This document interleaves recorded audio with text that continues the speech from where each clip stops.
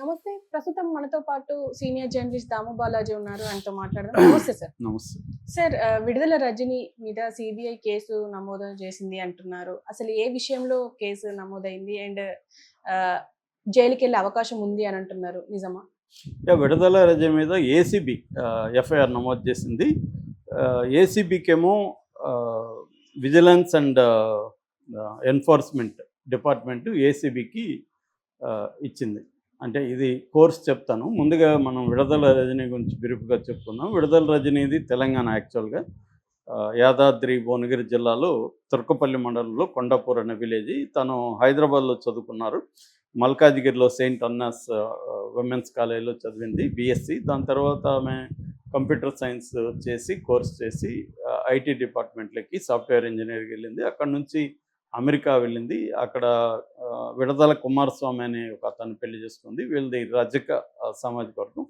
So పెళ్లి చేసుకున్న తర్వాత ఆమెకి రాజకీయాల్లోకి రావాలనిపించింది. దాంతో వాళ్ళ హస్బెండ్ ఏరియా వచ్చి చిలకలూరుపేట. సో మామూలుగా ఎన్ఆర్ఐలు ఒక మోడస్ ఆపరేండి అంటే వాళ్ళు రాజకీయాల్లోకి రావాలంటే ముందుగా ఒక ఎన్జిఓ పెడతారు.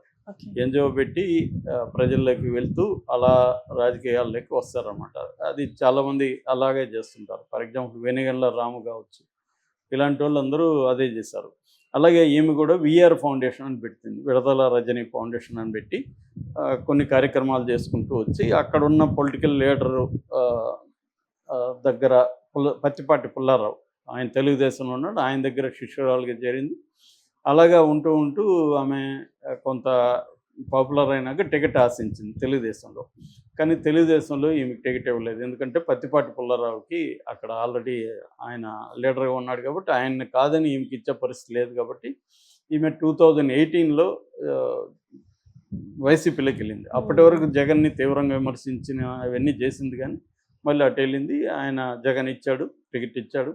తన గురువైన పుల్లారావు మీద కంటెస్ట్ చేసి ఆమె దాదాపు 8,000 ఓట్ల పైన 8,301 ఓట్లు వచ్చాయి మెజార్టీతో గెలిచింది. దాని తర్వాత ఈమె తెలుగుదేశంలో మన చంద్రబాబును వీళ్ళందరినీ కూడా బాగా మాట్లాడడం అవన్నీ ఉంది. అయితే జనంలో ఏంటంటే ఆమె ఈ ఎన్జిఓ తరఫున వేరే ఆర్గనైజ్డ్గా పనిచేయడం ఇవన్నీ ఉంది. బట్ ఆమె మీద చాలా విమర్శలు కూడా వచ్చాయి.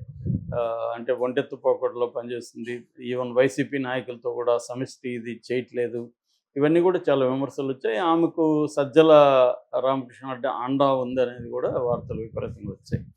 సో ఈ క్రమంలో జగన్ అయితే ఆమెకి ఇంపార్టెన్స్ ఇచ్చాడు. 2000 అంటే సెకండ్ టర్మ్ మంత్రులు అన్ని తీసుకున్నప్పుడు 2022 ఏప్రిల్ 1న ఈమెకి ఆరోగ్య శాఖ, కుటుంబ సంక్షేమం, వైద్య విద్య ఈ 3 ఇచ్చారు. సో తర్వాత 2024లో ఆమెను చిలకలూరుపేట జగన్ రీషఫలింగ్ చాలా చేశాడు కాబట్టి సోషల్ ఇంజనీరింగ్ పేరుతో అలాగా ఆమెను తీసుకొచ్చి గుంటూరు వెస్ట్, ఆమెకి ఇష్టం లేదు, ఎవరికి ఇష్టం లేకపోయినా జగన్ అక్కడ చేశాడు. ఆమె అక్కడ ఓడిపోయింది. గల్లా మాధవి చేతిలో దాదాపు 51,150 ఓట్ల మెజార్టీతో ఆమె ఓడిపోయింది అక్కడ. సో అప్పటి నుంచి కూడా అంటే ఈ రెడ్ బుక్లో ఉన్న వాళ్ళల్లో విడుదల రజని కూడా ఉందన్నమాట ముందు నుంచి కూడా. సో ఆమె ఎప్పుడో ఒక రోజు అరెస్ట్ అవుతుందని అంటూనే ఉన్నారు. అది ఇప్పుడు టైం వచ్చినట్టుగా మనకు కనబడుతుంది. ఇప్పుడు ఒక కేసు ఏసీబీ ఆమె మీద ఎఫ్ఐఆర్ కూడా పెట్టేసింది. ఈ రోజు కానీ రేపు కానీ ఆమెను అరెస్ట్ చేసే అవకాశాలు ఉన్నాయని చెప్తున్నారు. ఆమె మీద కేసు ఏంటి అనుకున్నప్పుడు పల్నాడు జిల్లాలో ఎడ్లపాడు మండలంలో విశ్వనాథుని కండ్రిగ అని ఒక ఊరుంది. అక్కడ Shri Lakshmi Balaji stone crushing industry ఉంది. ఈ స్టోన్ క్రషింగ్ ఇండస్ట్రీ ఎవరిదంటే ఇద్దరు కమ్మ సామాజిక వర్గం ఉంది. నల్లపనేని చలపతిరావు, నంబూరి శ్రీనివాసరావు, వీళ్ళిద్దరిది.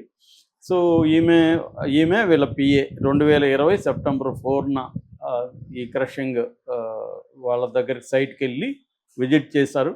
సో అంటే పరిశీలించారు, ఇది వర్త్ ఎంత ఉంది ఏంటి ఇవన్నీ తెలుసుకొని ఏం జరుగుతుందని వచ్చారు.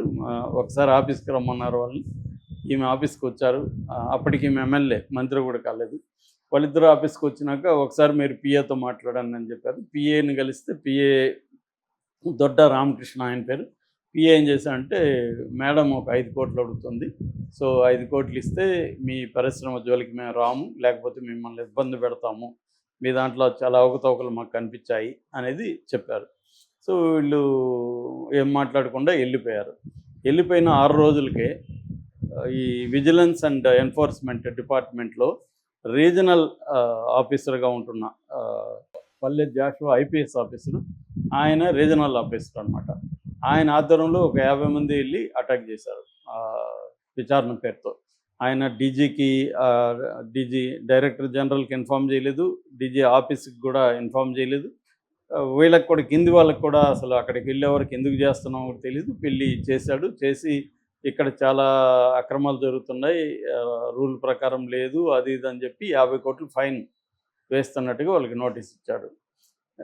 అంటే ఇదంతా ప్లాన్లో భాగంగా అనమాట. నోటీసులు ఇచ్చాడు. అంటే ఇదంతా ఆరోపణలు, నిజమా కాదు మనకు తెలియదు. సో నోటీస్ ఇచ్చాడు. నోటీస్ ఇచ్చిన తర్వాత అక్కడ నుంచి వాళ్ళ మీద ప్రెజర్ స్టార్ట్ అయింది. ఎవరు? జాషువా నుంచి. వీళ్ళేం ప్రెజర్ చేయరు, వీళ్ళు సైలెంట్గా ఉన్నారు. జాషువా నుంచి ప్రెజరు, మేడంతో మాట్లాడుకో లేకుంటే నువ్వు ఫైన్ కట్టాలి. సో వీళ్ళు ఇంకా ఈ లోపల మళ్ళీ రామకృష్ణ పిఏ ఫోన్ చేసి మేడం పిలుస్తుంది రాండి అంటే వెళ్ళారు. మళ్ళీ 5 కోట్లు అడిగారు. సరే 5 కోట్లు ఇవ్వలేమని చెప్పి వీళ్ళు ఒక 2 కోట్లకి సెటిల్ అయ్యారు. 2 కోట్లు ఎక్కడ ఇవ్వాలనుకున్నప్పుడు వీళ్ళ మరిది ఉన్నాడు, గోపి అని, విడదల రజని మరిది విడదల గోపి అని ఉన్నాడు. అతను పురుషోత్తంపట్నం అనే ప్లేస్లో ఉంటాడు. అతను వాళ్ళ ఇంటికి తీసుకెళ్లారు. వాళ్ళ ఇంట్లో వీళ్ళు 2 కోట్లు డబ్బులు ఆ గోపికి ఇచ్చారు. దాంతోపాటు గోపికి పర్సనల్గా ఒక 10 లక్షలు ఇచ్చారు. దాని తర్వాత ఈ జాషువా ఉన్నాడు కదా, ఆయన కష్టపడ్డాడు కదా, సో ఆయనకు ఒక 10 లక్షలు ఇచ్చారు.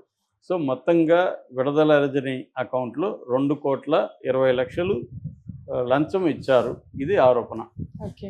సో ఇప్పుడు గవర్నమెంట్లు మారినాక ఇవన్నీ బయటకు వస్తుంటాయి. సో ఇప్పుడు వీళ్ళు ఈ దీని ఓనర్స్, ఈ stone crushing Nallapaneni Chalapathi Rao and Namburi Srinivasa Rao, వీళ్ళు ఏం చేశారంటే విజిలెన్స్ అండ్, ఎందుకంటే ఆ డిపార్ట్మెంట్ వాళ్ళే కదా దాడి చేసింది కాబట్టి వాళ్ళకే కంప్లైంట్ ఇచ్చారు. దాని డీజీ హరీష్ కుమార్ గుప్తా దీని మీద ప్రాథమికంగా విచారణ జరిపారు. అంటే అప్పుడు ఎవరెవరు వెళ్ళారు వాళ్ళతో మాట్లాడారు. అలాగే ఈ జాషువాతో కూడా మాట్లాడారు. జాషువా నాకు తెలియదు సార్, మేడం వెళ్ళమంటే వెళ్ళానని చెప్పాడంట. సో అక్కడ వాళ్ళు కూడా దాని కింద పనిచేసిన వాళ్ళు కూడా మాకు తెలియదండి, జాషువా గారు చెప్తే మేము వెళ్ళామని వాళ్ళు చెప్పారు. సో ఇవన్నీ దీన్ని బట్టి ఇది క్లియర్గా ఈమె చేయించింది అనేది నిర్ధారణలో వచ్చింది. అలాగే డబ్బులు కూడా తీసుకున్నారు. జాషువా కూడా 10 లక్షలు తీసుకున్నట్టుగా ప్రాథమిక విచారణలో తేలింది. దాంతో ఇది అవినీతికి సంబంధించిన వ్యవహారం కాబట్టి వీళ్ళు ఏం చేశారంటే ఈ department vigilance and enforcement department గవర్నమెంట్కి ఒక నివేదికని సబ్మిట్ చేశారు.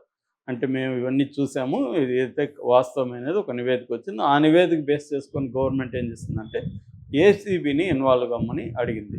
సో ఏసీబీ రంగంలో దిగి ఏసీబీ కూడా ప్రాథమిక విచారణ జరిపారు. ప్రాథమిక విచారణ జరిపిన తర్వాత ACB DG director general Atul Singh ఆయన ఎఫ్ఐఆర్ నమోదు చేయమని ఆదేశించాడు.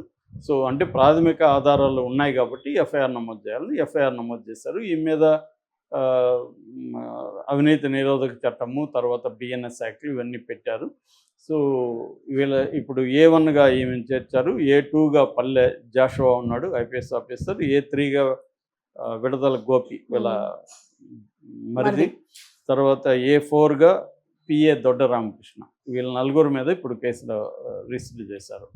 సో ఇప్పుడు విడదల రజని అరెస్ట్ చేస్తారా లేదనేది మనం చూడాలి. మామూలుగా అయితే ఇప్పుడు ఈ కేసుని చూస్తే జరిగిందా లేదా కానీ జరిగే పాసిబిలిటీస్ ఎక్కువ ఉన్నాయి. ఎందుకంటే ఎమ్మెల్యేలు ఇప్పుడున్న ఎమ్మెల్యేలు కూడా అదే చేస్తారు. అందరూ ఎమ్మెల్యేలు ఏం చేస్తుంటారంటే స్థానిక అధికారుల్ని ముందు వీళ్ళు కంట్రోల్లోకి తీసుకుంటారు.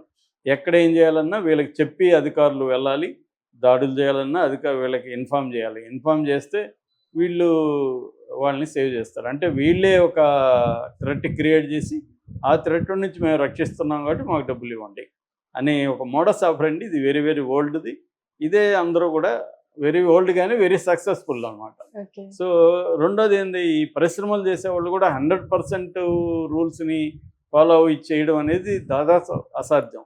ఎక్కడో ఒక చోట చిన్న బ్రేక్ చేయడం అనేది జరుగుతుంది. దాన్ని వీళ్ళు పెట్టుకొని ఏదో వాళ్ళు అనుకుంటే ఏమన్నా చేయొచ్చు కదా. నువ్వు 2 అడుగులు చేయాలి, 2 అడుగుల 10 అడుగు 2 అడుగులు మాత్రం ఉండాలి, 2 అడుగుల 10 సెంటీమీటర్లు పెరిగింది అనొచ్చు. సో ఏమన్నా చేయొచ్చు. అవన్నీ ఎప్పుడు ప్రూవ్ అయ్యేది? కోర్టులో ప్రూవ్ అవ్వాలి. కోర్టులో అవ్వదు. ఈ లోపల వాళ్ళు సీల్ చేయొచ్చు ఇండస్ట్రీకి. సో అందుకని భయం ఉంటుంది. అందుకని ఏం చేస్తారంటే ఎందుకు ఈ గొడవ అంతా, ఎమ్మెల్యేకి ఏదో వాడి వాటే ఇచ్చేద్దామని లోకల్గా ఇచ్చేస్తుంటారు. ఓకే. ఇది అందరు ఎమ్మెల్యేలు చేసేది. కాకపోతే అధికారం మారినప్పుడు ప్రతిపక్షంలో ఉండే ఎమ్మెల్యేల మీద కావచ్చు, నాయకుల మీద కావచ్చు ఈ అక్రమాలు వస్తాయి. దీన్ని బట్టి మనకు అర్థమయ్యేది ఏమంటే అందరూ అన్ని పార్టీలు